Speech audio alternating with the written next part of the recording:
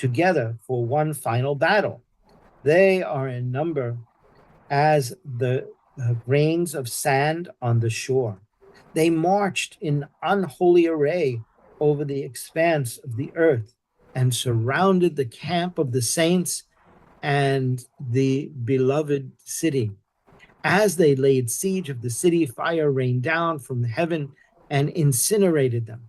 And the devil who had deceived them was cast into the lake of fire and sulfur, where the beast and the false prophet had already been thrown. And the unholy trio will be tortured day and night throughout the ages. All right. Again, metaphorical. What is he trying to do? Give them hope. Quoting Ezekiel, all right, that in the end, good always wins. All right. That's the idea. Good always wins. Evil is always defeated. And in fact, you and I know that because that's been our experience in life. If evil always won, you and I wouldn't even be here today. Right? If the majority of the world was evil, we wouldn't be here today. Are there bad apples in this crate? Absolutely. All right. But they are not everybody. There is so much goodness in the world, even right now in the midst of watching this horror. I mean, just if we watch the news feed and look at the thousands upon thousands of people who are out marching all over this country, that says a whole lot about the goodness of God, right? That there is a goodness, and God made us that way. We come from a tradition that believes that God made everything good. And we see that in Genesis, right? God made it and God said it's good. There is a Christian tradition that doesn't hold that, right? And we see that summarized in the theologian, what is his name? John Calvin. So John Calvin, who's really kind of the reformer that started the Reformed Church, and even the Presbyterians could trace their beginnings back to John Calvin. John Calvin thinks, well, we're all basically, not so good, and we have to get good. But we come from the other tradition that says, no, we are good, but we surely have the freedom and the possibility to do bad. All right. And I think that shines through. Maybe it's because I was taught that from the time I was very young, but I think that is exactly how the world is. If you think of the people in your life and my life, were more of them good or more of them trying to deceive us and hurt us, right? There surely were those. I mean, we can't say there's no evil in the world, that's for sure. But if we think of it, and that's why it's important, and that's why, again, this goes back to the sermon, that's why it's important we all say and do what needs to be said and done for goodness sake, right? Because we don't know if others hold this goodness in their heart, if they're going to be quiet and silent and stay hidden. No, we have to do this as a community, and we all have our parts. Okay. Verse 11, the scene changed. I saw a great white throne, and one was seated upon it. The earth and heaven received from his presence. There was no place for them. And I saw the dead, great and small, standing in front of the throne. Some books were opened. Then another book was opened. It was called the Book of Life. And the dead were judged according to what had been recorded in the first books. These were the records of everything they had done. And the sea surrendered its dead. Death and Hades gave up their dead as well. And all were judged according to their works. Then death and Hades were cast into the lake of fire. This is the second death. the lake of fire. And everyone whose name could not be found among the names written in the book of life was thrown into the lake of fire. Okay, so we have a bunch of stuff here. Now, this really is one of the very clear places where there's a judgment, okay? The other one we do see is Matthew 25. And some of you have heard this already before. It's in Matthew's gospel that baby Jesus went to Africa, right? Went to Egypt, and probably would have spent a number of years there, maybe a good 5 years, and would have been around 8 or 9 years old when he goes back to Israel. Okay. Well, the reason why I start with that is this. The judgment scene in Matthew 25, it would have been a story that little baby Jesus or little boy Jesus would have been taught and played as a kid. So we know that the kids in Egypt played this game. They would sit on a throne and be the Pharaoh. So, and the Pharaoh was the king of the earth, right? And they would decide who was on the left and who was on the right, who were his followers and who were not. Okay. So when Jesus tells that parable, it could surely be the little kid Jesus making it into a parable to teach about the reign of God. And what did he say? Where are you going to find the Christ? In the hungry person, the naked person, the thirsty person, the sick person, the imprisoned person. And if you treat them in a bad way, you are treating God in a bad way. So that's a place where it's called the judgment, but it's really about how do we come to meet God in this world, all right? But that's the other judgment place if you wanted to, make a comparison. So here, this kind of judgment is a little bit different. This is really where you get beat up. This is the bad judgment, all right? And here they're using, Hades. Again, it comes from Greek mythology, all right? So Hades in Greek mythology is basically a hell, all right? So hell is going to go to hell, all right? So, all right. But it's trying to say the good are rewarded, the bad are punished. Now, I want to know that if I don't know what's going to happen to me from this Sunday to the next, if I'm not going to make it because of them, I want them to get theirs. It doesn't sound like Jesus' teaching at all, and it really isn't. Again, I started when we started the book of Revelation, I said there's going to be a lot of places in the book of Revelation that are not Christian, right? It's part of an apocalyptic literature, and apocalyptic literature is not necessarily Christian. It really comes from other places, right? We do see it in Ezekiel, we do see it in Daniel, and we do see it in the religion of Zoroaster, all right? So that's really where this is coming from. And it's, but you could see why it's there. I mean, I can see why I would want it there, right? I want to know that those bad people are going to get it, right? If you're in the middle of a persecution, it's very hard.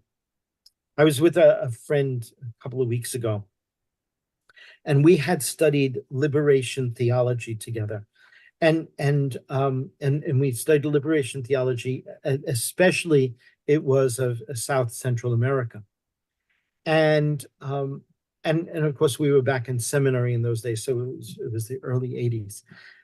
And you kind of saw this unfolding, right? We were studying it in a book, but it was unfolding in real time in South America.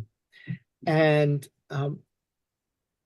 he said to me, he said, Joe, I couldn't understand then how some people who studied Christ,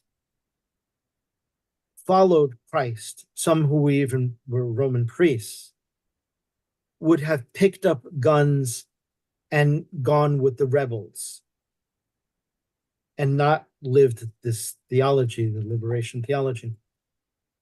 He said, I couldn't understand it then. But he said, when I watch the news now, I understand it. I understand how they could pick up guns. He said, a lot of days, I wish I had a gun. Yeah. So yeah, that's a kind of a thing, right? That's what this guy is writing here. He wants a place where they're going to suffer the way he has seen Christians suffer, maybe even the Christians in his congregation. All right.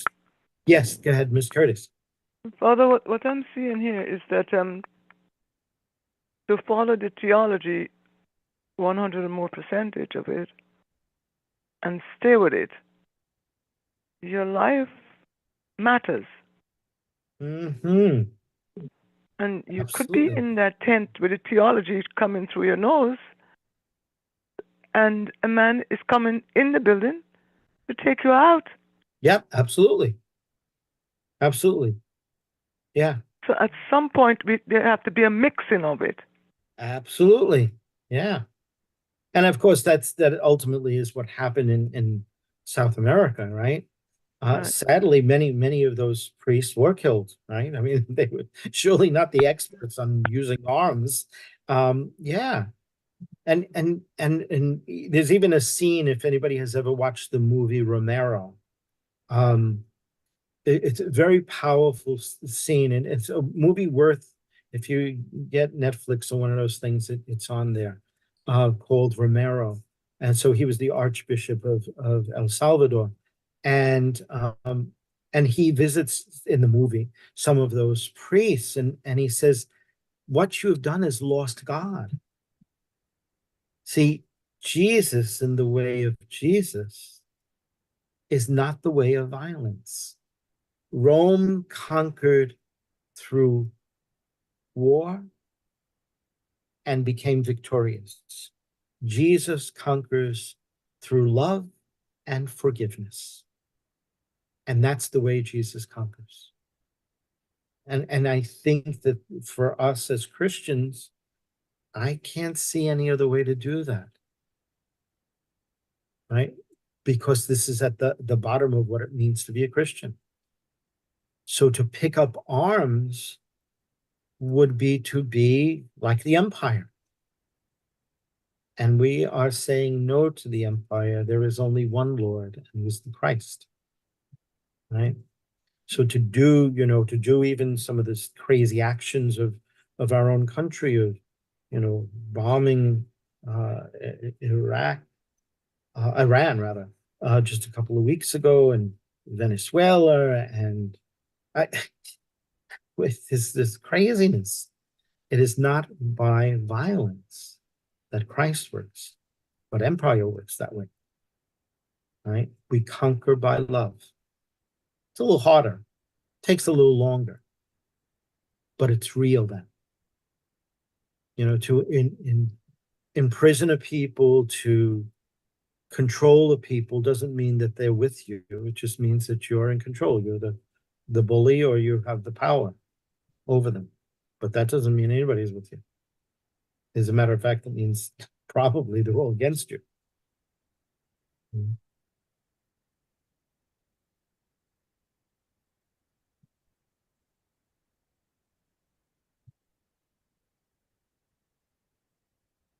All right, so here is his writing about this. All right, now of course, remember, the writer is still not saying pick up arms against Rome. He's saying God's going to do it. All right, it's kind of like that line, vengeance is mine, says the Lord.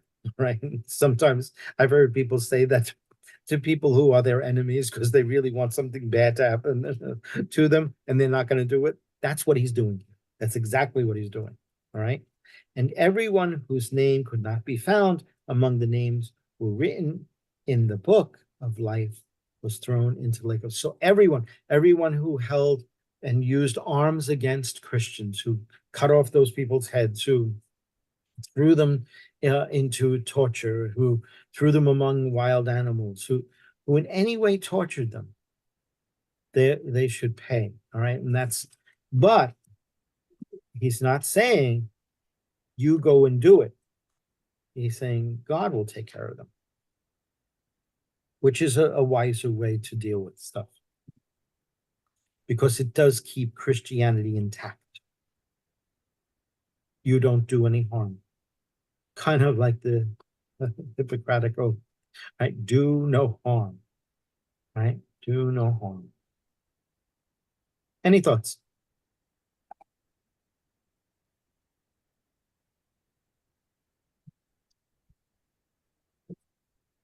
So, Brother Dilly, liberation theology, what does it teach us? How do you get the victory? Love. Through love. Yeah. Yeah. Yeah. And what you identify with at the bottom line of liberation theology for the South, what the bottom line of it is, you love one another and you identify yourself with the cross, because you are watching people starve to death. You're watching people oppressed by those local governments. You're watching all of that. And so you put yourself in danger's way. So you ally yourself with the cross, which is exactly what Jesus said. Pick up the cross every day and follow, right? So, yeah. I have a friend who's a lay missioner now. He had been a brother before, but he's a lay missioner now. And he lives and has lived in El Salvador now for almost 20 years, to just immerse himself among the poor people of El Salvador and to be with them, and again, there's horrible things happening in El Salvador today. It was after the war, the civil war, it was okay for a while, and now it looks pretty bad again, sadly. Yeah, but it's that idea. The same thing would be true. So if we read, people who are in soul journey will read a book, if the group hasn't gotten to it yet, it's part of the 3-year cycle, is the cross and the lynching tree. And James Cone, who is a Black liberation theologian, he wants people to see the cross at the center of people's experience, and that the lynching tree was the cross for those who were being killed, persecuted, and that in any kind of suffering, we put ourselves there, right? That's it, to be with, right? It's probably one of the reasons why the word compassion, I think, means a great deal to me, because it literally means, from the Latin, to suffer with. And that's the least we can do, is to suffer with our brothers and sisters wherever they are, however they're struggling. That's the least we can do, right? Is to allow ourselves to experience something of what they experience. I can't ever be them, because I'm not them, right? But if I could put myself in a place where I can be as close to them as possible, in some way share in their life, that's kind of a really important thing. It's how to live out the gospel. It's for me, it's one of the ways you discover the gifts of what liberation theology is. So liberation theology doesn't start from a textbook or from a classroom. Liberation theology starts where people are. So you could have a liberation theology from homeless people's perspective, right? From mentally ill perspective, right? And see, because a lot of theology, surely the theology I grew up with in seminary and all, was nice theology. It was beautiful philosophy. It was very hands off. It was all in your head. And it was why my friend and I went to one of the professors and said, because the seminary didn't offer a course on liberation theology, and we said, could we do an independent course with him? And he did. He did it over the summer. We did it for 6 weeks over the summer. He was working in Brooklyn at that point, the priest who was the professor. So it was good because both of us were seminarians who lived in Brooklyn and had our jobs in Brooklyn. So we drove to his rectory and we studied and we did all this kind of stuff with him, and read some great things about thinkers we would have never heard of, unless we did it that way. But yeah, because otherwise theology is so far removed from people. You would think it would be the other way around, but it's not. Classical theology is a bunch of mind games, but real theology, in my opinion, is in the concrete. It's where people are, and that's where you meet God. And that's where you meet God in church too, right? Go ahead, I'm sorry. Yeah. So, did the concept of nonviolence came out of that liberation theology, or the other way around? The other way around. Yeah, the concept of nonviolence, of course, comes from people like Gandhi and Christianized. I think it's James Lawson, who was the minister who taught even Martin Luther King about nonviolence, as well as, of course, Martin also took it from Mahatma Gandhi. But for all of the exercises, all of the times they were training people, it was this minister James Lawson who's recently died, as a matter of fact. But he was the important person, and he was teaching Christian nonviolence, and that's really where everybody has learned, in the Christian world.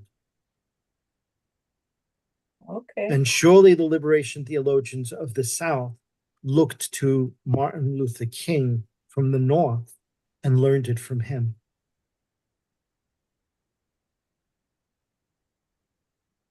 Thank you for that explanation. Sure. Mhm. Good. Anything else? Anyone else?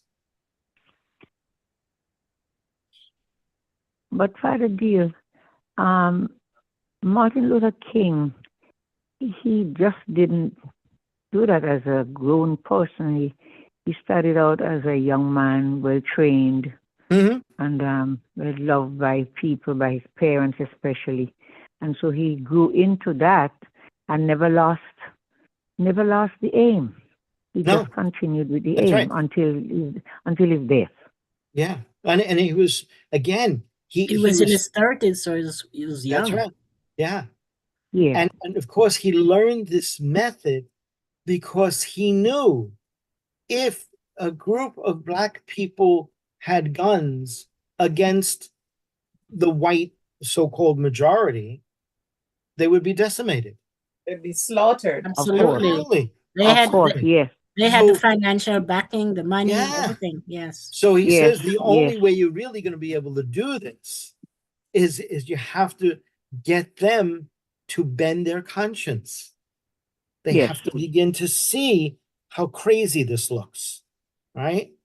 And I mean, that ultimately is probably what could change what we're seeing on our screens at this point. That's, Right. that's what I was about to say. Yeah.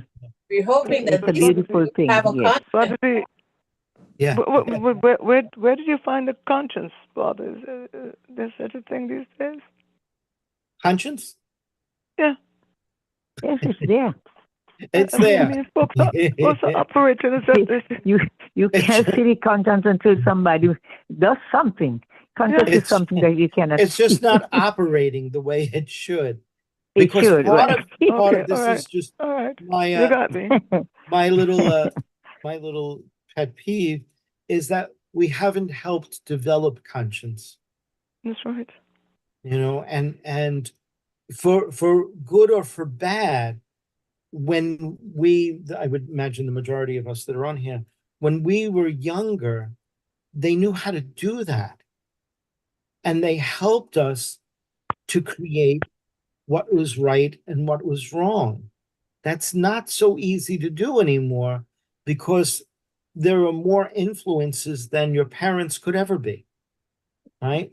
Kids have phones and have computers, and there are many more voices that, are speaking to them. And you can look at some of these political folks who I keep thinking is like, didn't they have a mother? Like, why do you say these things? Just, you can't say certain things, and it's just mean-spirited. It's just not right. But that's, Yeah. again, it's parents that would teach that, and you don't make fun of people who are disabled. You don't, those are just, that's so wrong.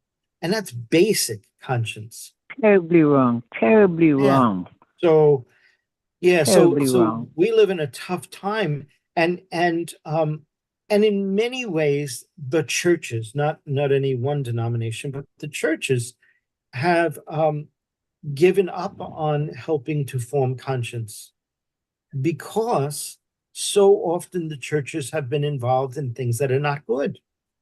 And so people say, and you're going to tell me? I mean, like, right? I mean, it's just over and over. All right. So the Catholic Church shouldn't say anything about sex for at least the next 1,000 years. That's right. At That's least right. 1,000. All right. And until some of this mess is cleared up. All right. So, But by then, Father, Hmm. we're not going to have the buildings around here because Not they'll at be all. sold. No. Yeah, they will be long gone. Yeah. Father Dale, Yeah.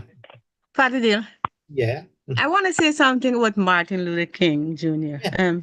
I mean, as a New York teacher, like Black History Month, we often bring to the attention, who Martin Luther King was. And, sometimes like I teach and then I forget. So, last week I was working with a group and, I was showing them a video and, it was explaining to them that at birth, Martin Luther King had another name. His name Ah. was really Michael King. Ah. He was named after his father, who, the priest was Michael King. Mhm. And when he went to Germany, when he saw this Protestant reformer priest, he was Ah. inspired by him and he changed his name. I didn't know And at the this. same time, he changed Martin's name, who he was 5 years old at that time, Wow. Martin, because he was really Michael. So, from time to time, every time I do this, I would remember that. But then, as the months go by, I just don't think about him and his name. Mhm. And it so happened that there was another teacher in the room with me. And when she heard it, she was like, even then, they were, they were influenced or affected by white people. He changed his name. So, I just let it slide. Yeah. But now that we're talking about him, I'm reflecting and I'm saying, if Dr. King knew that, why didn't he change his name back? We also, we say, well, what's in a name? But I just want to put that out there so people can know who didn't know, and you can research it for yourself, because it has been there for years. I've seen that, years in, out, in, out. Every time I read about him, Mhm. I realized that his name was not really Martin Luther King at birth. He was Michael King. That's great. Him and So, his father. and And his father if you, changed his name and himself. wow. So you could think of this. Martin Luther, right? The German Martin Luther, he was the greatest reformer of the church in 1,500 years of the church being the church. He spoke to power, right? He was the one who spoke out against mass stipends. He spoke out against all of these, the collecting of money so that people would get out of purgatory. Yeah, He indulgent. was doing indulgence. He was the one who was speaking out against the building of the Vatican.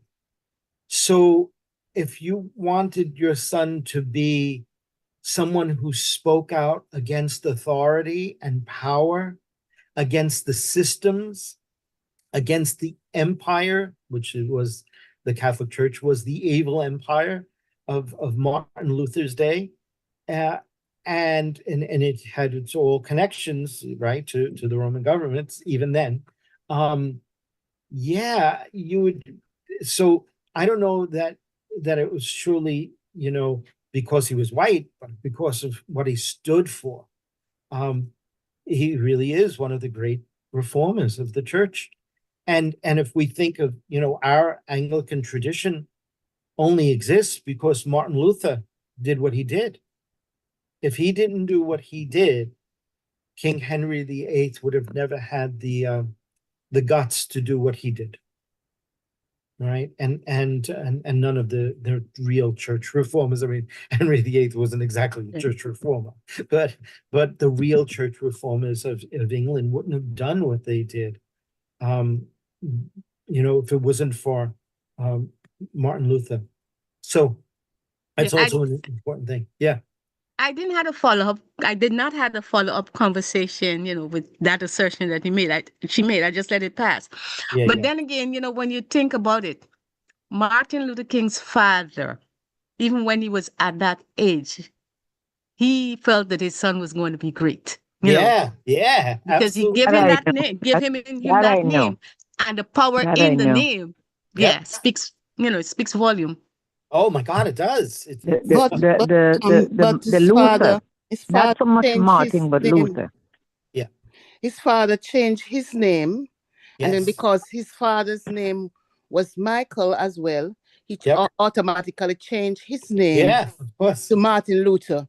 And So his he could be father was a junior. pastor, and his father Yes, was thinking about the Reformation and everything when he changed the name to Exactly. right. to Martin Luther. You're right. Yeah. Yeah, that's what when I It's was not doing so the much research. Martin. When I was doing the research for the morning prayers, Mm-hmm. I came upon that, and then they told us why he changed the name to Martin. Exactly. Yeah. Very good. So there is power in the name. Power in the name. And imagine if we I use the think name I Jesus. think Father Dale, if I may, I think the power of the name came in Luther, not so much Martin, but Well, it Luther. was the whole name It's the together. whole but- name, yeah. Yeah, the reformer is known as Martin Luther. Yeah. Yeah. Yeah, be careful what you name your kids. Mm. And that's Yeah. why Well, I told everybody about a kid who I taught. Her name was Heaven. And you could hear the stories from them if you just ask. But there were plenty of stories. and Brother Dilly, based on what Miss Camacho just said, whenever we mention Martin Luther, we always have to make the distinction and differentiate Distinction, yes. which one Between, we're right. about. Yes. Which yeah. one you're talking about. You're right. You're quite right. Yeah. Mhm. Very good. All right. Well, But his thank name you. is Martin Luther King Jr. Right. Exactly. And the other one is just Martin Luther. We don't know what is his last name, Father. We I are think going to- Luther probably was his last name. I think. Oh, okay. Yeah. They also used to they refer to the father as senior. They put that behind his name too, Sure. Yeah, Yeah. Martin Luther, yeah. Yeah. And he's junior, right. You're right. Right, yes, yeah. Mhm. Very good. Well, thank you all. Till next week. Very good history, Miss All Camacho. Okay. Also, so from Thank now you. on, we're going to be recording, and you can find this on Facebook and you can find it on YouTube. So if we ever want to refer people back to anything, or if we want to go back and try to remember part of our conversation, it's going to be there. So just like what That's we a good do thing. for Sunday service, Oh. we're doing for Mm. Bible study now. Okay. Oh, It's a so good thing. this is new? Yep. It's a good Brand new. thing. Oh, Yeah, okay. I think I see my thing is on recording, and I was wondering if it was me accidentally record, and I'm trying to get rid of it. But It's a thank you good for thing. letting me know. All right. Yes, today is the first time. Oh, we it's a good thing. Yeah, Oh, because I was just on- trying. I so thought I Father just, mistakenly pressed record. Father just wrote to us and said, it's just on YouTube. It's just on YouTube. Okay. So, Thank but you could find this on YouTube. All right. Yeah, it is stated meeting is now streaming live on YouTube. Okay, good. Good. Good. Wonderful Thank wonderful you all. discussion. Thank you very Thank much. you so All right. much, Have a great Father. day. Thank you, Father. All right. Thank You you have all. a It was wonderful so day. much. informative. Everybody stay warm. Good Yes. progress for Alrighty. 2026. Yes. Thank you, Father Neely. Thank You're you, welcome. Have a everyone. great day. Thank you, you too. Thank you. Father Good dear, night, afternoon. Thank you very much. Very interesting. Thank Go you. Father ahead. dear, make sure you have your coffee. I'm going to. I'm going to. He said it's so polite. I'm going Be to. well. All right. Oh Lord. All right. Good evening. Good evening. Good Good evening. evening. Bye. And thank you, Enjoy. Miss Angula, for that information about Mark.